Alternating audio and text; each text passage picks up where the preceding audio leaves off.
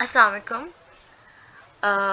This is me Maryam and मैं आपको जो है इस 2026 के सेशन के अंदर I be teaching you physics through out.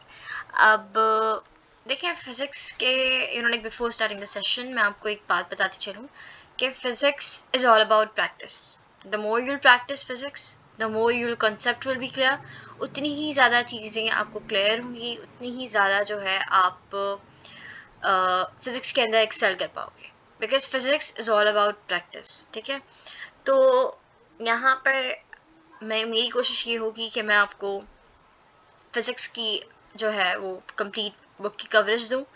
Secondly मेरी कोशिश ये होगी कि मैं आपको हर चैप्टर के पास पेपर्स दूँ, ठीक है, एंड लाइक सॉल्व करवाऊँ। एंड देन थर्ड चीज़ जो मेरी होगी वो ये होगी कि हम कुछ एक्स्ट्रा पॉइंट्स जो कि या फिर कुछ शॉर्ट ट्रिक्स जो होती हैं जो कि हमें फ़िज़िक्स में हेल्प करती हैं, जिनमें स्टूडेंट्स यूजुअली स्टक करते हैं, मैं वो पॉइंट्स आपको क्लियर कराऊँ ना। तो स्टार्ट करते हैं। हमारा जो यहाँ पर फर्स्ट चैप्टर है वो हमारे पास है मॉलिक्यूलर थ्योरी ऑफ गैसेस। तो molecular theory of gases is all about के बिहेवियर क्या है गैसेस का, एंड इसके अंदर जो हम लोग मेनली चीज़ कंसर्न करते हैं वो है टेम्परेचर की एप्लीकेशन पर। क्या जब आप टेम्परेचर अप्लाई कर रहे हो तो फिर गैसेस का बिहेवियर क्या है, ठीक है ना, या टेम्परेचर क्या चीज़ है, ठीक है ना। This is the main thing we are gonna like study here.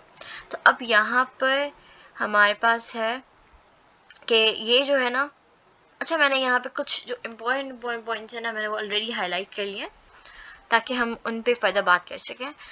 यहाँ पर हमारे पास देखिए फर्स्ट कह रहा है कि हमने जो है ना पहले 3 फंडामेंटल क्वांटिटीज़ पढ़ ली हैं ना, मास, लेंथ और टाइम, ये चीज़ें हमने पढ़ ली हैं पहले।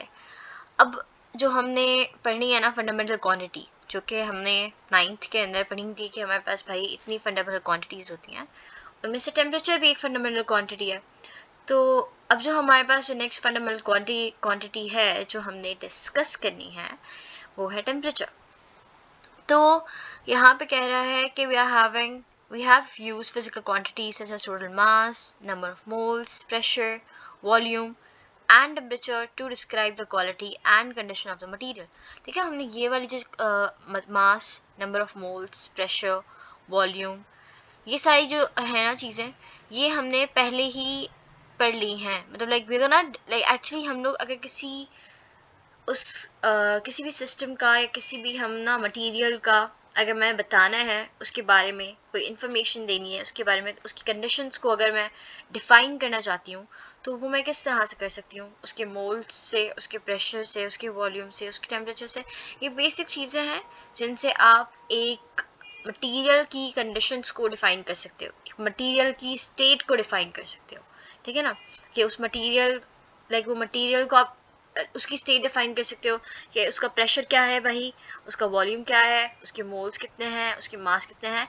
आप यहाँ पर एक सिस्टम को डिफाइन कर रहे हो ना, आप उसकी कंडीशंस को एक्सप्लेन कर रहे हो इन डिमेंशंस के थ्रू, मास, मोल्स, प्रेशर, वॉल्यूम, इनके थ्रू, ठीक है ना। तो अब यहाँ पर कह रहे हैं कि अब देखिए ये डिफरेंट डिफरेंट जो है ना फॉर्मुलेशंस हैं। अब हम इन सबको मिलाकर एक जो है ना वो नई फॉर्मुलेशन बनाएंगे जिसमें हम बिहेवियर ऑफ मटेरियल्स को एक्सप्लेन करेंगे। यहाँ पर सिंपल बात ये कह रहे हैं कि हमारे पास प्रेशर, वॉल्यूम, मोल्स, टेम्परेचर, ये जो 4 क्वांटिटीज़ है ना, प्रेशर हमारे पास कौन कौन सी क्वांटिटीज़ हो गई, ये देखें, pressure, we're having volume, we're having moles and mass, temperature. देखें ये जो क्वांटिटीज़ हो गई ना, अब इनमें से मैंने क्या करना है, इनको मिला जुला कर मैं कुछ क्या नाम है गैस लॉज बनाऊंगी, ठीक है ना। प्रेशर और वॉल्यूम के रिलेशन से एक गैस लॉ बनाऊंगी, टेम्परेचर और मास से, मोल से, इनसे मैं बनाऊंगी लॉज, और फिर हम इन सब की एक जनरल फॉर्मुलेशन करेंगे। वो सब हम आगे आगे पढ़ेंगे तो ये आपको इंट्रोडक्शन ज़्यादा क्लियर हो जाएगा ना, क्योंकि अभी हमने इन चीज़ों के बारे में डिस्कशन आगे करनी है। तो अब यहाँ पे चले टेम्परेचर से स्टार्ट लेते हैं. Temperature is the measure of the average translational kinetic energy. Average translational kinetic energy. देखिए यहाँ पे ना बहुत सारे बच्चों का ये भी कॉन्सेप्ट होता है कि टेम्परेचर ये है कि कोई चीज़ कितनी हॉट है या कोई चीज़ कितनी कोल्ड है. तो टेम्परेचर ये नहीं है. टेम्परेचर हमारे पास है average translational kinetic energy molecules की क्या है किसी बॉडी के अंदर, ये हमारे पास है टेम्परेचर. ठीक है ना. बहुत सारे बच्चों का जो एक कॉन्सेप्ट होता है ना यहाँ पे गलत, वो ये होता है कि आप कोई चीज़ कितनी गर्म है, कोई चीज़ कितनी ठंडी है, वो उसका टेम्परेचर है. नहीं, एक बॉडी के अंदर एवरेज उसकी ट्रांसलेशनल काइनेटिक एनर्जी जितनी ज़्यादा होगी उतना ज़्यादा उसका टेम्परेचर होगा. क्योंकि देखिए जब आप किसी चीज़ का टेम्परेचर बढ़ाते हो ना, टेम्परेचर बढ़ाओगे तो क्या होगा कि मॉलिक्यूल्स की मूवमेंट फास्ट होगी. अब टेम्परेचर बढ़ाया, मॉलिक्यूल्स की मूवमेंट फास्ट होगी, मॉलिक्यूल्स जल्दी जल्दी मूव करना स्टार्ट करेंगे क्योंकि उन्हें एनर्जी मिल जाएगी, उन्हें हीट एनर्जी मिली. टेम्परेचर क्या है? It's a heat energy. जब आप किसी भी मॉलिक्यूल को एनर्जी प्रोवाइड कर रहे हो किसी भी फॉर्म में ना, किसी भी फॉर्म में जब आप एनर्जी प्रोवाइड करते हो तो उस मॉलिक्यूल के पास एनर्जी आ जाती है ना. अब यहाँ पे टेम्परेचर क्या है? एक हीट एनर्जी है. और जब मैं किसी मॉलिक्यूल को हीट की फॉर्म में एनर्जी दूंगी तो जब उसको एनर्जी मिल जाएगी तो फिर वो क्या करेगा? वो उसकी ट्रांसलेशनल काइनेटिक एनर्जी बढ़ जाएगी, वो फास्ट मूव करना स्टार्ट कर देगा. ठीक है ना. उसकी मूवमेंट फास्ट हो जाएगी. तो ये चीज़ होती है. फिर जब उसकी मूवमेंट फास्ट होगी तो फिर उसकी मोशन फास्ट होगी. काइनेटिक एनर्जी का मतलब क्या होता है यहाँ पर? काइनेटिक एनर्जी का मतलब ही हमारे पास क्या है कि ये मोशन है बॉडी का. यू नो, काइनेटिक एनर्जी किससे कंसर्न करती है? एक बॉडी के मोशन से, उसकी मूवमेंट से. और ट्रांसलेशनल काइनेटिक एनर्जी की बात हो रही है. ट्रांसलेशनल का मतलब वो कि मॉलिक्यूल्स स्ट्रेट लाइन में जो मूव कर रहे हैं ना, उसकी वजह से जो उनके अंदर काइनेटिक एनर्जी है, मतलब जो मॉलिक्यूल स्ट्रेट मूव कर रहे हैं वो kinetic energy. Vibrational kinetic energy की बात नहीं हो रही है कि मॉलिक्यूल्स वाइब्रेट कर रहे हो, ये नहीं हो रही है. रोटेशनल भी नहीं हो रही है कि मॉलिक्यूल्स रोटेट कर रहे हो तो जो काइनेटिक एनर्जी प्रोड्यूस हो रही है. नहीं, यहाँ पे ट्रांसलेशनल की बात हो रही है. और ट्रांसलेशनल का मतलब होता है कि जो हमारे पास मॉलिक्यूल्स हैं वो स्ट्रेट लाइन में मूव कर रहे हैं. ठीक है. तो ये है हमारे पास टेम्परेचर की डेफिनेशन कि it is the average translational kinetic energy of molecules of the body. सही है. अब आगे अगर हम देखें तो यहाँ पे हम टेम्परेचर को किस तरह से मेजर करते हैं. ठीक है ना. Simply thermometer. थर्मामीटर सबने यूज़ करा होगा. ठीक है ना. बुखार वगैरह चेक करने के लिए हम फीवर वगैरह जब होता है तो हम यूज़ करते हैं थर्मामीटर. तो अब जब थर्मामीटर, अच्छा किस तरह से वर्क करता होगा थर्मामीटर? देखें, थर्मामीटर का जो कॉन्सेप्ट होता है ना जिसपे वो वर्क करता है वो हमारे पास है कॉन्सेप्ट ऑफ थर्मल इक्विलिब्रियम. जो कॉन्सेप्ट है थर्मामीटर का जिसपे वो वर्क करता है वो है कॉन्सेप्ट ऑफ थर्मल इक्विलिब्रियम. अब कॉन्सेप्ट ऑफ थर्मल इक्विलिब्रियम क्या है? देखें, मेरे पास फॉर सपोज मेरे पास एक I am having a tub. ठीक है. और इसमें है पानी. सही है. और ये जो पानी है ना इसमें, ये पानी है हॉट, बहुत ज़्यादा गर्म पानी है. सही है. और इसके मेरे पास ये है एक आइस क्यूब और मैं इसको इसमें डाल रही हूँ. सही है. अब जब मैं इसको इसमें डालूंगी ना, जब मैं इसको इसमें डालूंगी तो क्या होगा कि दो बॉडीज, एक गर्म पानी वाली बॉडी और एक मेरी ठंडी ठंडी जो बॉडी है आइस क्यूब, वो ये दोनों आ गए कांटेक्ट में. अब हॉट बॉडी है और कोल्ड बॉडी है. ठीक है ना. अब ये दोनों आ गए कांटेक्ट में. देखिए, अगर मैं आपको बताऊं तो मैंने आपको यहाँ पर अभी थोड़ी पहले एक चीज़ समझाई थी कि टेम्परेचर क्या होता है. इट्स नॉट अबाउट हॉटनेस और कोल्डनेस. इट्स एक्चुअली अबाउट कि आपकी बॉडी के अंदर एवरेज ट्रांसलेशनल काइनेटिक एनर्जी कितनी है. अब अगर ये बॉडी हॉट है तो ये बॉडी हॉट है, मतलब इसके अंदर एनर्जी ज़्यादा है, इसके अंदर हीट एनर्जी ज़्यादा है. अब अगर इसमें हीट एनर्जी ज़्यादा है तो फिर क्या होगा कि हीट एनर्जी ज़्यादा होने की वजह से इसके अंदर लाइक टेम्परेचर ज़्यादा हो गया, ठीक है, क्योंकि वहाँ पे क्या था, एनर्जी ज़्यादा होगी तो एवरेज ट्रांसलेशनल काइनेटिक एनर्जी ज़्यादा होगी, एवरेज ट्रांसलेशनल काइनेटिक एनर्जी ज़्यादा होगी। अच्छा, ये पॉइंट आप नोट करते रहे ना, क्योंकि ये पॉइंट्स आप अपने साथ नोट करते रहें। यहाँ पे मैं फिर भी लिख देती हूँ कि जब हमारे पास average kinetic energy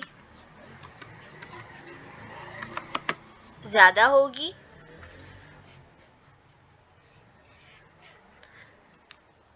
average kinetic energy ज़्यादा होगी तो हमारे पास क्या होगा कि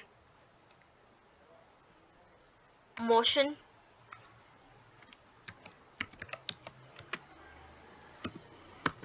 भी ज़्यादा होगी, और मोशन भी ज़्यादा है इसका मतलब क्या है कि उसमें एनर्जी भी ज़्यादा है। वो सीधी बात होगी ना, एवरेज काइनेटिक एनर्जी ज़्यादा है मतलब एनर्जी ज़्यादा है, एनर्जी ज़्यादा है तो मॉलिक्यूल्स तेज तेज मूव करेंगे, तेज तेज मूव करेंगे तो उनका टेम्परेचर ज़्यादा होगा, जो उनका टेम्परेचर है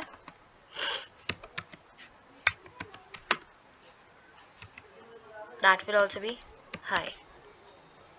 देखो अभी तीन चीज़ें, एवरेज काइनेटिक एनर्जी ज़्यादा होगी, उसके पास एनर्जी ज़्यादा है तो जल्दी जल्दी मूव करेगा, और इन दोनों चीज़ों की वजह से हमारे पास क्या होगा, ये जो दोनों चीज़ें हैं, कलर चेंज कर लेते हैं, इन दोनों चीज़ों की वजह से हमारे पास क्या होगा कि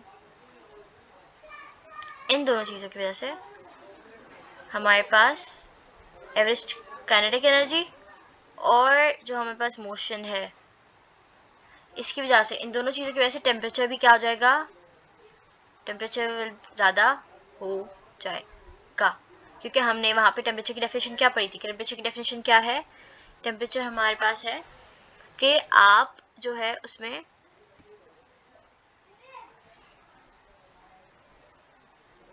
टेम्परेचर की डेफिनेशन क्या थी कि कितनी ट्रांसलेशनल काइनेटिक एनर्जी है बॉडी के अंदर, जितनी ज़्यादा उसकी काइनेटिक एनर्जी होगी सिंपली उतना ज़्यादा उसका टेम्परेचर होगा, ठीक है ना। तो अब टेम्परेचर मतलब इस हॉट बॉडी का जो टेम्परेचर है वो ज़्यादा है as compare to cold body का, जो हमारे पास आइस थी। कोल्ड बॉडी है ना, तो सिंपली क्या मान लो, उसकी काइनेटिक एनर्जी कम, ठीक है, उसकी जो मॉलिक्यूल्स है उनमें मोशन कम है, बहुत ज़्यादा स्लोली मूव कर रहे होंगे या नेग्लिजिबल मूव कर रहे होंगे, क्योंकि आइस है ना, सॉलिड स्टेट में है, और फिर टेम्परेचर भी उसका कम हो जाएगा, क्योंकि इन तीनों चीज़ों का जो रिलेशन है वो है डायरेक्ट, सही है।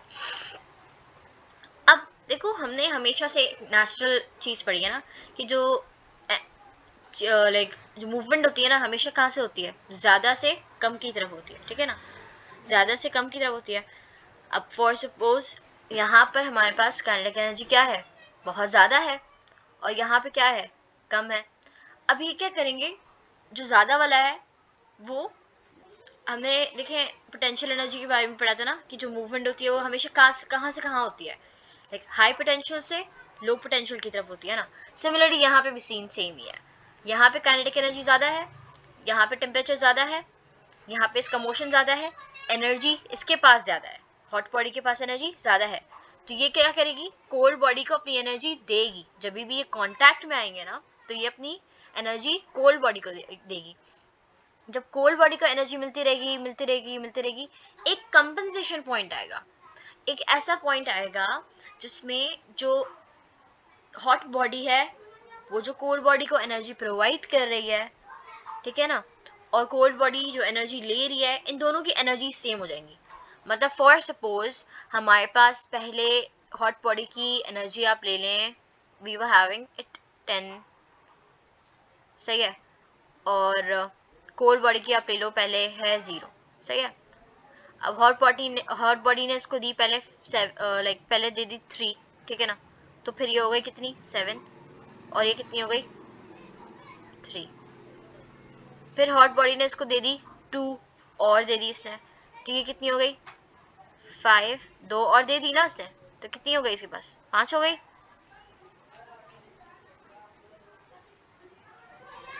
और फिर इसने 2 क्योंकि ले ली तो उसके पास भी क्या हो जाएगा 3 + 2 5। अब ये पॉइंट आ गया ना, अब दोनों की एनर्जीज हो गई सेम 5-5 पे। अब एनर्जी सेम होने का मतलब क्या हो गया कि अब फर्दर मूवमेंट नहीं होगी, क्योंकि दोनों तरफ जो एनर्जीज हैं हाई लो वाला कॉन्सेप्ट खत्म हो गया, अब दोनों की हो गई सेम। इस पॉइंट को जिसपे 5-5 रीच हुआ है, जिस पर दोनों की एनर्जी सेम हो गई हैं, उस पॉइंट को हम लोग क्या कहते हैं, थर्मल इक्विलिब्रियम। ठीक है ना। तो हमारा जो थर्मामीटर है वो वर्क करता है थर्मल इक्विलिब्रियम के ऊपर, कि when two bodies at different temperatures are brought in thermal contact with each other। देखो दो बॉडीज थी, डिफरेंट टेम्परेचर था 10 और 0, इन दोनों को मैंने क्या करा, थर्मल कांटेक्ट में लेकर आई मैं। आइस और वाटर अलग अलग बॉडीज थी ना मेरे पास। अब जब मैं इनको लेकर आई थर्मल कांटेक्ट में, तो फिर क्या हुआ,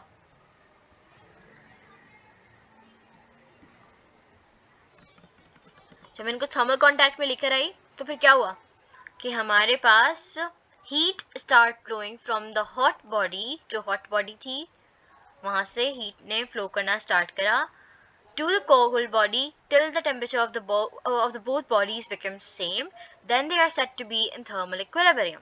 ठीक है ना। अब इन दोनों का जो टेम्परेचर था वो क्या हो गया, सेम हो गया, और फिर हमने इनको क्या कह दिया कि थर्मल इक्विलिब्रियम में पहुंच चुकी हैं, थर्मल इक्विलिब्रियम में पहुंच चुकी है। और इनका जो एसआई यूनिट होता है टेम्परेचर का, वो तो हम सबने पढ़ा है ना, वो होता है केल्विन। अच्छा देखो ये चीज मैं आपको अभी से बता रही हूँ, आगे जाके आपके काम आएगी, तो उसको नोट कर लेना कि हमारे पास जो टेम्परेचर है ना, हम, अच्छा ये मिस्टेक्स यूजुअली स्टूडेंट्स करते हैं ना, मैंने भी बहुत करी थी, कि हम जो है ना टेम्परेचर को कभी कभार क्या करते हैं, सेंटीग्रेड में इनिशियली स्टार्टिंग में जब हमें इन चीज़ों के बारे में पता नहीं होता ना, तो हम लोग इस तरह की मिस्टेक्स बहुत करते हैं। न्यूमेरिकल्स के अंदर आपने हमेशा स्टैंडर्ड वाले यूनिट्स यूज़ करने हैं, केल्विन है तो केल्विन ही यूज़ करना है। डिग्री सेंटीग्रेड आपको दिया हुआ है फॉर सपोज किसी न्यूमेरिकल में, या फिर फ़ारेनहाइट दिया हुआ है, जो कि हम आगे पढ़ेंगे ना, ये फ़ारेनहाइट स्केल, सेंटीग्रेड स्केल, ये इसके और यूनिट्स हैं ना एक तरह से, सेंटीग्रेड फ़ारेनहाइट ये भी इसके और यूनिट होते हैं ना, केल्विन।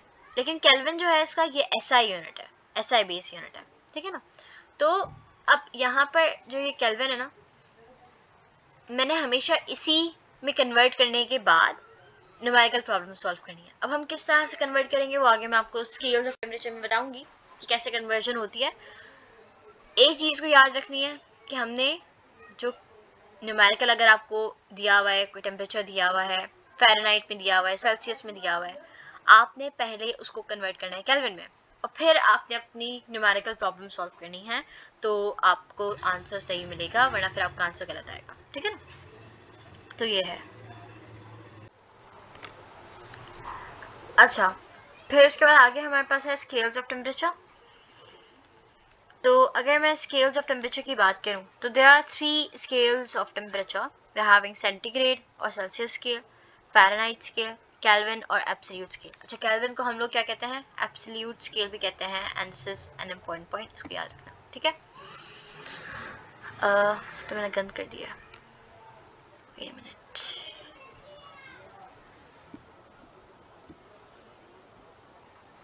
ओके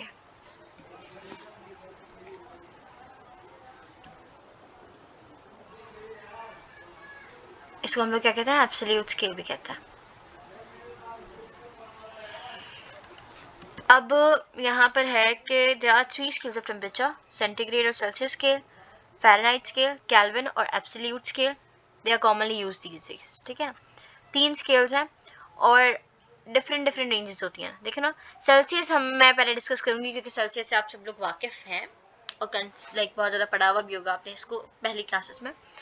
देखो सेल्सियस स्केल जो हमारे पास है ना, बॉइलिंग पॉइंट ऑफ वाटर क्या है, 100 डिग्री सेंटीग्रेड, हम लोग उसको सेल्सियस के अंदर पढ़ते हैं, सही है ना। फ्रीजिंग पॉइंट ऑफ वाटर क्या है, 0 डिग्री सेंटीग्रेड, ये भी हमने पढ़ा है। ठीक है। और फिर आगे वाला मैं आपको बताती हूँ कि एब्सोल्यूट जीरो की वैल्यू होती है। अब बॉइलिंग पॉइंट ऑफ वाटर हमारे पास अगर मैं केल्विन स्केल में निकालूंगी तो वो होता है 373। ये देखो ना, ये मैं आपको कन्वर्जन करके दिखाऊंगी आगे। अगर हम देखेंगे आगे हमारे पास फॉर्मूलाज हैं कि सेल्सियस अगर आपको दिया हुआ है तो आपने केल्विन में कैसे करना है। तो 100 डिग्री सेंटीग्रेड जो है वो 373 केल्विन के इक्वल होता है, और 212 फ़ारेनहाइट के इक्वल होता है। ये मैं आपको एक जो है ना क्रॉस चेक करके भी यहाँ पे सॉल्व करके दिखाऊंगी कि किस तरह से जो 100 डिग्री सेंटीग्रेड है वो 373 केल्विन के इक्वल है और 212 फ़ारेनहाइट के इक्वल है। बाकी वाले आपके होमवर्क है, आपने ये दोनों खुद घर में सॉल्व करने होंगे, ठीक है ना, ताकि आपकी प्रैक्टिस हो, अच्छी प्रैक्टिस वाली है। अब यहाँ पे हमारे पास जो फ्रीजिंग पॉइंट है वाटर का वो है 0 डिग्री सेंटीग्रेड। तो अगर मैं 0 डिग्री सेंटीग्रेड को कन्वर्ट करूँ केल्विन में तो मुझे मिलेगा 273, और अगर मैं इसको फ़ारेनहाइट में कन्वर्ट करूँ तो मुझे मिलेगा 32 फ़ारेनहाइट। और फिर हमारे पास होता है एब्सोल्यूट ज़ीरो की वैल्यू। एब्सोल्यूट ज़ीरो एक्चुअली एक ऐसी वैल्यू है जिससे केल्विन जो हमारे पास स्केल है ना, केल्विन स्केल, वो स्टार्ट करता है। एब्सोल्यूट ज़ीरो की और भी आगे हैं कहानियाँ, वो मैं आपको बताऊंगी आगे। अभी फिलहाल के लिए बस इतना देखें कि जो एब्सोल्यूट ज़ीरो है उससे केल्विन स्केल स्टार्ट होता है ना, और सेंटीग्रेड में अगर मैं उसकी वैल्यू निकालूंगी तो वो होती है -273 डिग्री सेंटीग्रेड, और फ़ारेनहाइट में सिंपली अगर मैं इसकी वैल्यू निकालूंगी तो वो होती है ये। और किस तरह से वैल्यूज़ निकल रही हैं वो हम आगे देखेंगे, सही है, फॉर्मूलाज हैं आगे।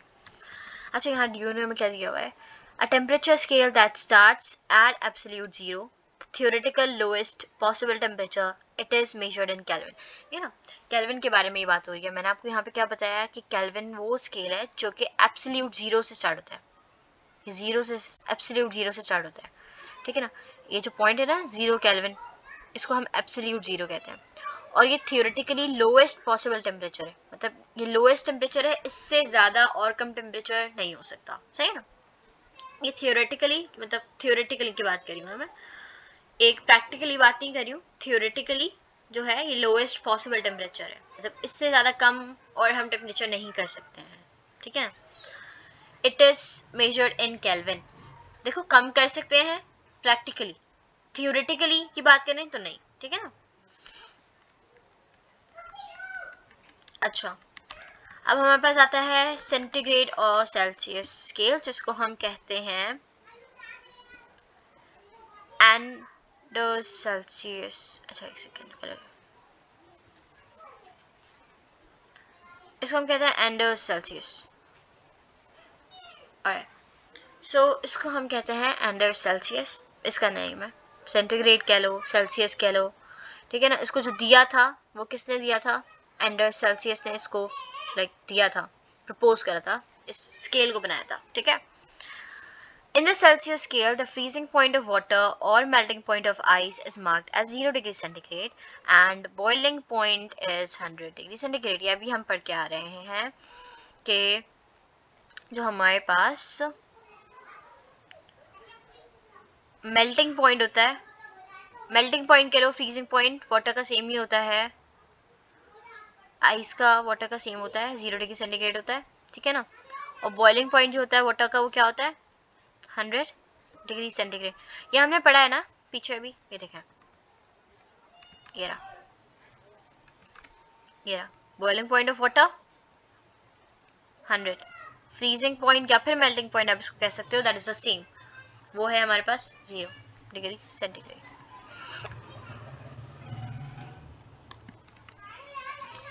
अच्छा, the intervals between these two points is divided into 100 equal parts, each part thus represent 1 degree centigrade। देखो ये जो हमारे पास है ना,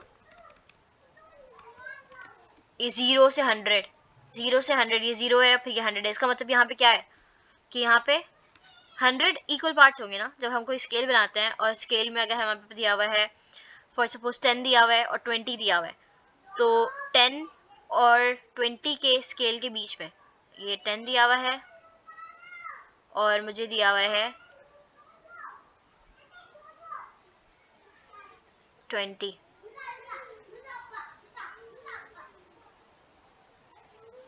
तो इस 10 और 20 के बीच में 10 और लाइंस होंगी ना, जिसको हम कहेंगे 11, we'll be saying 12, 13, 14, 15, 16, 17, 18, 19 and then 20। तो इसी तरह से ये 0 से 100 में, 0 के बाद क्या होगा 1 degree centigrade, 2 degree centigrade, 3 degree, 4, 5 further to 100। तो मतलब 0 से लेके 100 तक ये हमारे पास 100 इक्वल पार्ट्स में डिवाइड हुआ है, और जो हमारे पास 100 इक्वल पार्ट्स हैं उनमें से अगर मैं एक पार्ट को निकालूंगी तो वो किसको रिप्रेजेंट कर रहा है, 1 डिग्री सेंटीग्रेड को। देखा ना, जैसे मैं यहाँ पे 10 को निकालूंगी 11, फिर ये 12, तो 11 12 आपस में डिफरेंस कितना आ रहा है, 1 का, ठीक है ना। सिमिलरली यहाँ पे 0 से 1 2 3 4 5 6 अप टू 100 डिफरेंस किसका आ रहा है, 0 से 1 में कितना डिफरेंस आ रहा है, 1 डिग्री सेंटीग्रेड का। फिर 1 से 2 में कितना आ रहा है, फिर 1 डिग्री सेंटीग्रेड का। तो जितने 100 इक्वल पार्ट्स में डिवाइड है, और हर इक्वल पार्ट जो है वो किसको रिप्रेजेंट कर रहा है, 1 डिग्री सेंटीग्रेड को, ठीक है।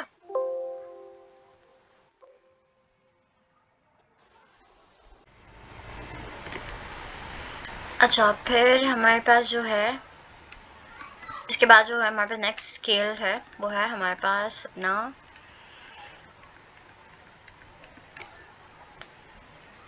Fahrenheit scale. फ़ारेनहाइट स्केल, अच्छा ठीक है। तो फ़ारेनहाइट स्केल को जो प्रपोज करा था वो करा था डैनियल फ़ारेनहाइट ने, ठीक है।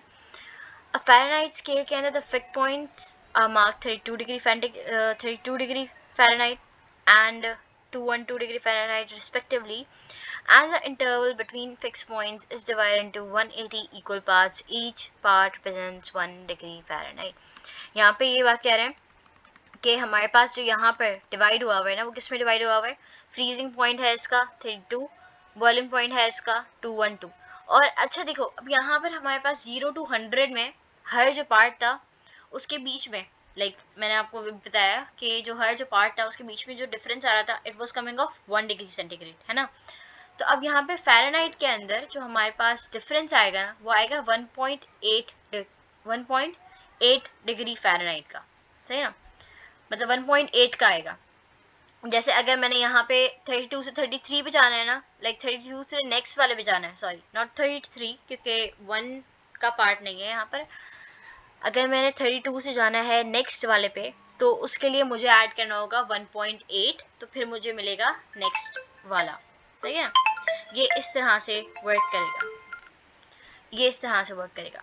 अब फिर उसके बाद अगर मैं नेक्स्ट स्केल को देखूं, तो हमारे पास है वो केल्विन स्केल। अब देखो केल्विन स्केल में क्या है, it was actually proposed by kelvin, James Lord kelvin ने इसको दिया था, ठीक है ना। यहाँ पर जो हमारे पास मेल्टिंग पॉइंट है आइस का वो है 273, और जो हमारे पास बॉइलिंग पॉइंट है वो है 373। ये यहाँ पर हमारे पास जो है बॉइलिंग पॉइंट वो हमारे पास है 373, और जो हमारे पास फ्रीजिंग पॉइंट है ना, वो हमारे पास है 273 केल्विन, सही है। अब यहाँ पर अगर मैं आगे देखूँ तो ये है कि temperature is given in units called kelvin instead of degrees, ठीक है ना। सिंपली वही बात है कि अब देखो यहाँ पे भी डिफरेंस जो आ रहा है ना वो 1 का आएगा, 273 से 373 तक में जो डिफरेंस आएगा वो आएगा 1 डिग्री 1 केल्विन का। देखो यहाँ पर जैसे 0 से 100 में 100 इक्वल पार्ट्स है ना, तो 273 प्लस में अगर 100 करूँगी तो क्या आएगा, 373। तो इन दोनों के बीच में भी कितने पार्ट्स हैं, 100, मतलब 273 के बाद 274 275 276 7 8 9 10 फर्दर ऑन जाएगा, और जाके एंड पर आके रुकेगा 373 पे। और जो हमारे पास 373 पे आके रुकेगा वो हमारे पास यहाँ पर क्या होगा, अपना बीच में जो उसके पार्ट्स आएंगे वो हमारे पास होंगे 100 इक्वल पार्ट्स, ठीक है ना, 100 इक्वल पार्ट्स आएंगे इसके बीच में। फिर उसके बाद कह रहे हैं कि the lowest temperature 0 kelvin known as absolute zero. देखो हमने यहाँ पे डिस्कस करा था ना कि ये स्टार्ट कहाँ से होता है, 0 एब्सोल्यूट जीरो से, जिसको हम क्या कहते हैं, 0 केल्विन। अब नेक्स्ट हमारे पास जो पॉइंट है वो कह रहा है कि in order to derive empirical formula among centigrade, Fahrenheit and Kelvin scale, let the 3 thermometers be placed in a bathtub and mercury in each thermometer rises to the same level as shown in figure. We arrive at this relation. तो यहाँ पे simply कह रहा है कि अगर हमने इन तीनों के दरमियान एक रिलेशन बनाना है तो वो उन्होंने किस तरह से बनाया, एक रिलेशन इनके दरमियान में, वो ये था कि 3 थर्मामीटर्स थे, उनको इन्होंने जो है ना बाथटब में प्लेस करा, और 3 थर्मामीटर्स थे ना, तीनों की अलग अलग रीडिंग थी। मतलब एक पे फ़ारेनहाइट का था एक थर्मामीटर, एक सेंटीग्रेड का था, एक केल्विन का था। इन्होंने मर्क्यूरी के बाथटब में प्लेस कर दिया।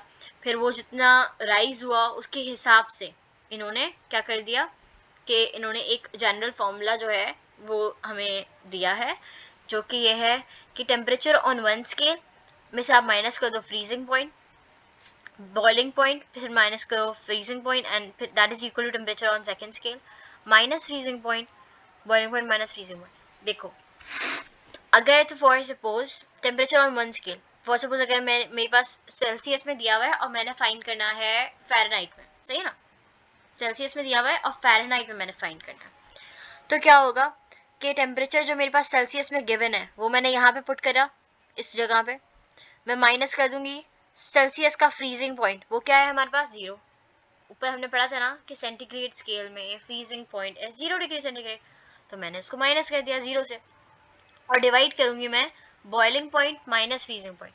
तो देखो बॉइलिंग पॉइंट जो हमारे पास है ना यहाँ पर, वो हमारे पास क्या है, बॉइलिंग पॉइंट है हमारे पास इसका 100, और 100 में से माइनस कर दूंगी मैं 0, क्योंकि फ्रीजिंग पॉइंट हमारे पास क्या है सेंटीग्रेड में 0। तो जब 100 में से मैं माइनस करूंगी 0, तो आई विल बी गेटिंग 100। 100 में से 0 माइनस करोगे क्या बचेगा भाई, 100 ही आएगा। फिर that is equal to temperature on second scale, temperature on Fahrenheit, इसको अभी छोड़ देना फिलहाल के लिए, इसको अभी छोड़ दो। किसी दो में अगर आपने फाइंड करना है तो आप इस तरह से कर सकते हो। टेम्परेचर ऑन फ़ारेनहाइट मेरे को नहीं पता, मैंने वो पता करना है, माइनस करूंगी मैं फ्रीजिंग पॉइंट। फ्रीजिंग पॉइंट हमारे पास क्या था फ़ारेनहाइट स्केल में ऊपर 32 डिग्री सेंटीग्रेड और 32 degree Fahrenheit, sorry for that, 32 degree Fahrenheit था। मैंने यहाँ पर 32 पुट करा, सही है। देन फिर मैंने उसको बॉइलिंग पॉइंट क्या है हमारे पास यहाँ पर, भाई देखो बॉइलिंग पॉइंट हमारे पास क्या है इसका 212 में से मैं माइनस कर दूंगी 32, आई बी गेटिंग 180, और मैंने फिर इसको डिवाइड कर दिया 180 से।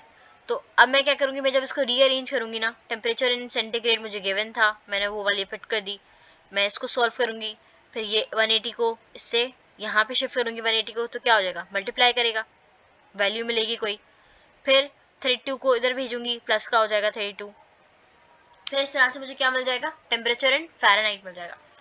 जैसे फॉर सपोज हम इसको एग्जाम्पल लेके करते हैं सॉल्व, तो लेट्स टेक एन एग्जाम्पल कि हमारे पास जो वैल्यू गिवन है टेम्परेचर की सेंटीग्रेड में वो है 100 डिग्री सेंटीग्रेड, या फिर आप कह लो कोई और ले लो 20 डिग्री सेंटीग्रेड में जो वैल्यू गिवन है, फिर मैंने इसको डिवाइड कर देना है 100 से,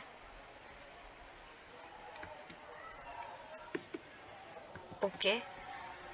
फिर ये इक्वल्स टू है किसके, इक्वल है किसके, टेम्परेचर इन फ़ारेनहाइट, वो मुझे नहीं पता है, मुझे पता करना है, और माइनस करूंगी मैं इसमें से 32, और फिर मैं इस पूरे को डिवाइड कर दूंगी बाय 180, इस तरह से। अब मुझे टेम्परेचर इन फ़ारेनहाइट फाइंड करना है ना, तो मैं इसको कैसे फाइंड कर सकती हूँ, इन दोनों को डिवाइड करोगे जो आंसर मिलेगा भाई -0 है ना, 20 -0, टेम्परेचर सेंटीग्रेड में क्या है 20, 20 -0 हमारे पास क्या हो जाएगा 20 ही रहेगा, 20 डिवाइड बाई 100 हो गया, ठीक है। फिर टेम्परेचर इन फ़ारेनहाइट मुझे नहीं पता, मुझे पता करना है, माइनस का 32 आया, एंड देन फिर माइनस का 32 आया और फिर डिवाइड कर दिया 180 से, ठीक है, माइनस का 32 डिवाइड बाई 180। अब मैं क्या करूँगी, इन दोनों को डिवाइड करूँगी, जो मुझे वैल्यू मिलेगी 180 यहाँ पे डिवाइड में है, यहाँ पे डिवाइड में है ना 180, वहाँ पे जाके क्या हो जाएगा मल्टीप्लाई में आ जाएगा, जब ये यहाँ पर आएगा तो ये मल्टीप्लाई में आ जाएगा, मल्टीप्लाई में आ जाएगा, जब ये मल्टीप्लाई में आ जाएगा फिर मैं इसको 20 डिवाइड बाई 100, चलो मैं करके देखते हैं ना, 20 डिवाइड बाई 100 आएगा मेरे पास 0.2, आप लोग कर लेना इसको सॉल्व, फिर इसको मैंने मल्टीप्लाई करना है 180 से,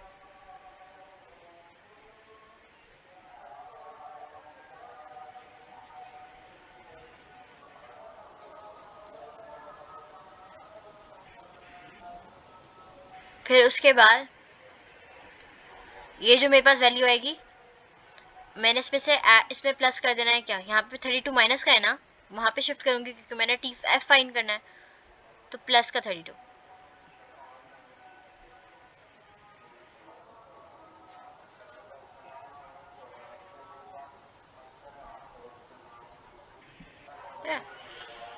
जब मैं इसको करके रखूंगी ना सॉल्व, तो मेरे पास आएगा ये अपना 0 से 0 कैंसिल हो जाएगा, सही है। और ये हो जाएगा 2 8 जा 16, 2 1 जा 2 3, 36 हो जाएगा। 36 को आप प्लस करो 32, तो 32 में 36 में जब आप प्लस करोगे 32, तो जो आपके पास आंसर आना है दैट विल बी 36 में आप प्लस करो 32, आपके पास जो आंसर आएगा वो आएगा 30 30 इज 60 66 68 68, सॉरी फॉर दैट।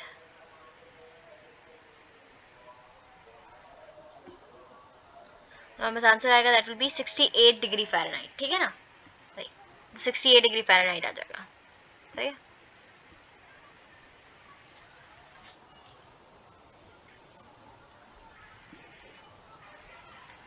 अच्छा, अब ये केल्विन और सेंटीग्रेड का तो आसान है भाई, सिंपल सा है। टेम्परेचर केल्विन में है 273 प्लस सेल्सियस, ठीक है ना।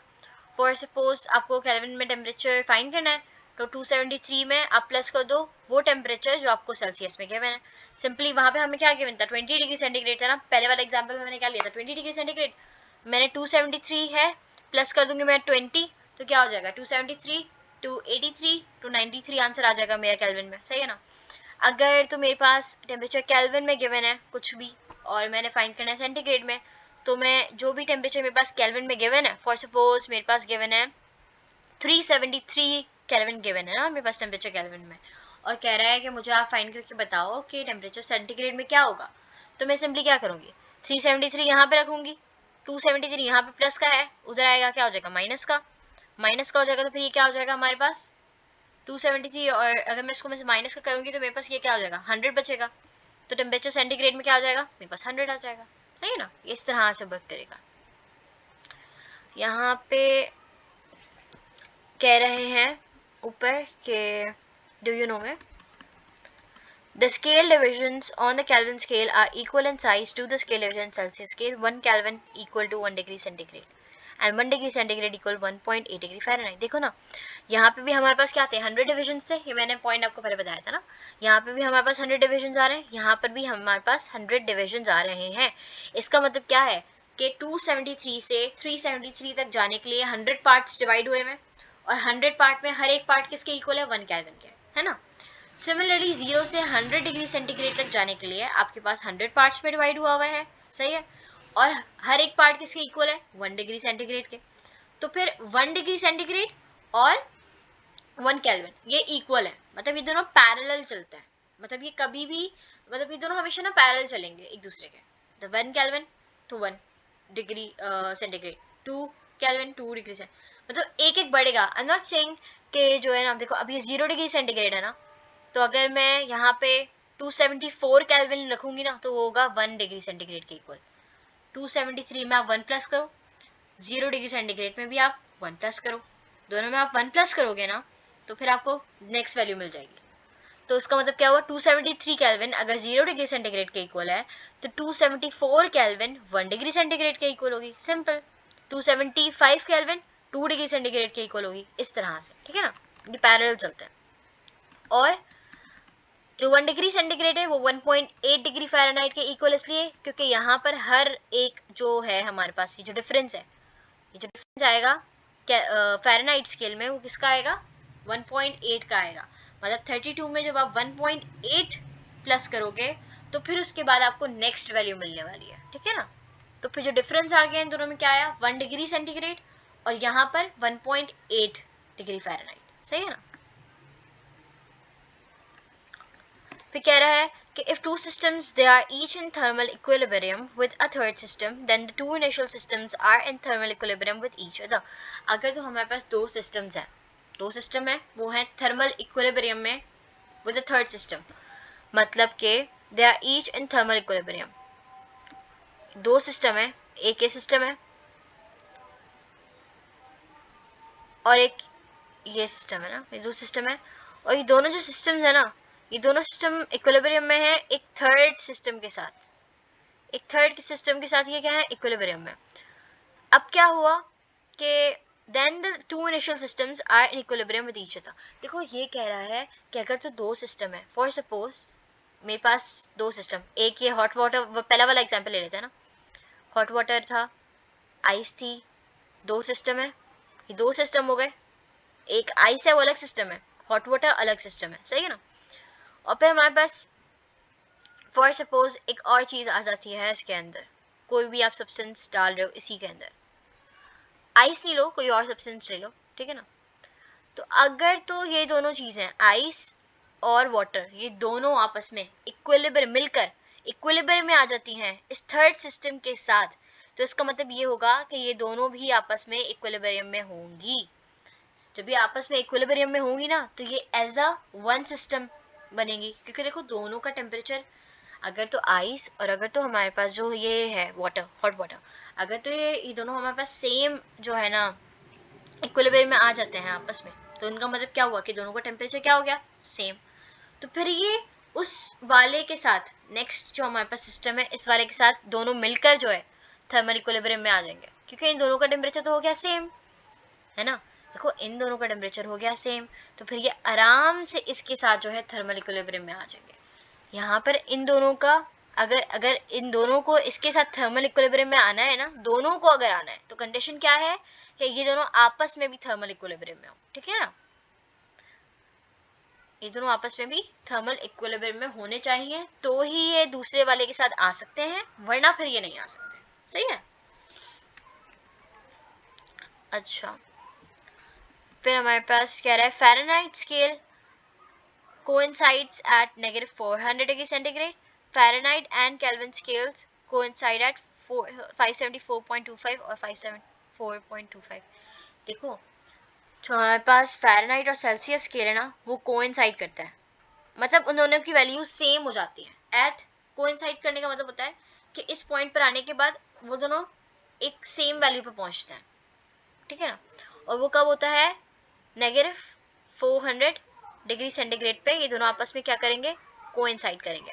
और अगर मैं फ़ारेनहाइट और केल्विन की बात करूंगी तो हमारे पास ये करेंगे 574.25 पर। मगर अगर मैं सेल्सियस और केल्विन की बात करूं, ये फ़ारेनहाइट था, ये सेल्सियस था, ये किस पे कोइंसाइड करेंगे, नेगेटिव 400 पे। ये फ़ारेनहाइट है, केल्विन है, ये किस पे कोइंसाइड करेंगे, 574.25 पे। मगर सेल्सियस और केल्विन, ये पॉइंट इसमें है नहीं लिखा हुआ, मैं यहाँ पे लिख देती हूँ फॉर यू पीपल, कि हमारे पास Celsius and Kelvin never coincides. देखो ये इसलिए कभी भी कोइंसाइड नहीं करेंगे क्योंकि हमारे पास इसलिए कभी भी कोइंसाइड नहीं करेंगे क्योंकि दोनों हमेशा पैरेलल है। मैंने आपको पहले बताई थी ना बात। अब दो गाड़ियां हैं, दोनों सेम स्पीड से चल रही हैं, ठीक है ना, सेम स्पीड पे चल रही हैं, सेम डिस्टेंस कवर कर रही हैं, सीधे सीधे सीधे चल रही हैं, तो क्या वो कभी कोइंसाइड करेंगी, नहीं, वो तो हमेशा से सेम ही है, सेम लेन में चल रही हैं। अब हाँ, दो गाड़ियां हैं, एक आगे चल रही है, एक पीछे चल रही है, तो हाँ इनमें प्रोबेबिलिटी है कि एक पॉइंट पर आकर, फॉर सपोज अगर एक की स्पीड बढ़ जाए या एक की स्पीड कम हो जाए, तो एक पॉइंट पर आके वो दो गाड़ियां जो हैं वो कोइंसाइड कर सकती हैं, दोनों सेम पोजीशन पर आ सकती हैं। मगर वो गाड़ियां जो हमेशा से साथ ही चल रही हैं स्टार्टिंग से, वो तो कभी कोइंसाइड कर ही नहीं सकती, है ना।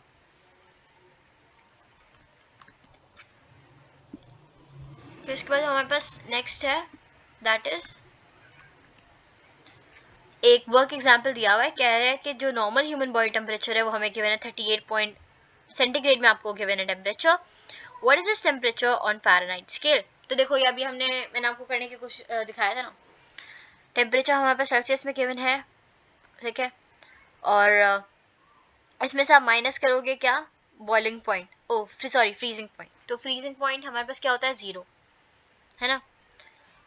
और सेल्सियस में हमारे पास गिवन है 36.88, मैंने माइनस करूंगी इसमें से 0 तो क्या हो जाएगा, 36.88 ही आएगा। इसलिए इन लोगों ने यहाँ पर जो है वो मेंशन नहीं करा हुआ कि -0 का मतलब तो एक ही हुआ ना, मतलब देखो टी सी है,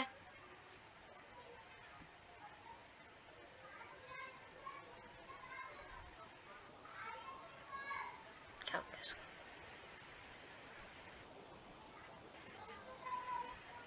टी सी है, माइनस कर दूंगी मैं इसमें से 0,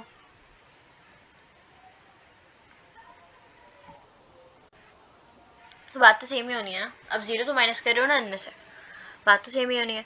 36.88 में से माइनस कर दिया 0, डिवाइड करोगे बाय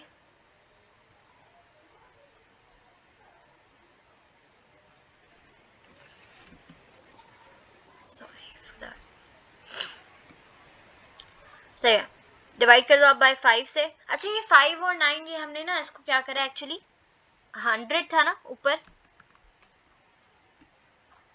ऊपर 100 था, ये रहा, और ये 180 है। जब मैं 180 को यहाँ पे शिफ्ट करूंगी ना तो हमारे पास ये हो जाएगा क्या नाम है अपना 20 के टेबल से कैंसिल, 180 को मैंने ऊपर भेजा तो ये कैंसिल हो जाएगा इससे, और ये हो जाएगा 100 कैंसिल होगा ना, जब इससे 100 कैंसिल होगा तो आएगा हमारे पास 50, 25 सॉरी 5 टाइम्स आता है, 25 टाइम्स 100 आएगा, और 180 मैंने ऊपर भेज दिया तो क्या आ जाएगा 9, या फिर नीचे ही रखो, मैंने इन दोनों को कैंसिल कर दिया है।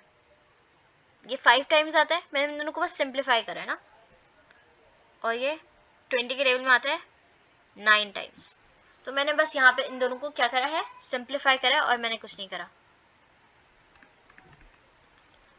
ये 5 टाइम्स हो गया और ये 9 टाइम्स, बस मैंने सिंप्लीफाई करा है। तो टी सी डिवाइड बाय यहाँ पे, क्योंकि देखो अगर मैं यहाँ पे भी शिफ्ट करती एंड में तो कैंसिल ही करना पड़ता, तो यहाँ पे इन्होंने क्या करा हुआ है, डायरेक्टली करा हुआ है। 100 था, सही है, और फिर इक्वल्स टू है टी फ़ारेनहाइट है,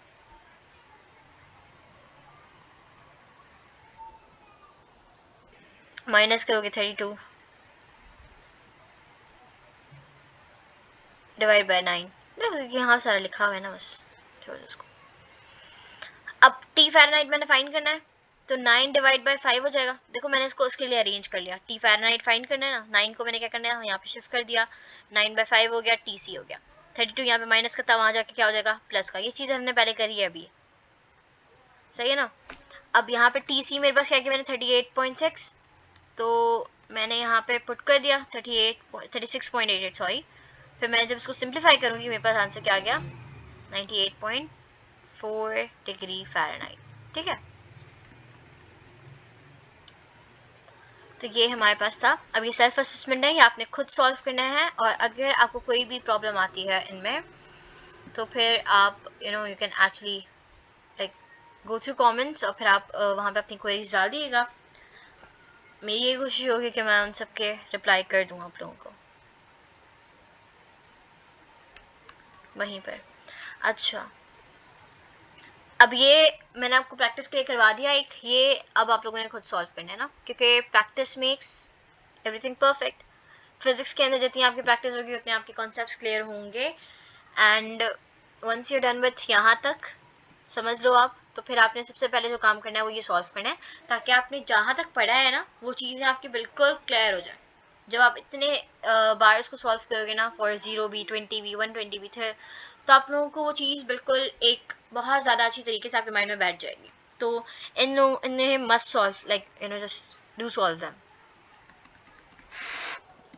फिर हमारे पास नेक्स्ट है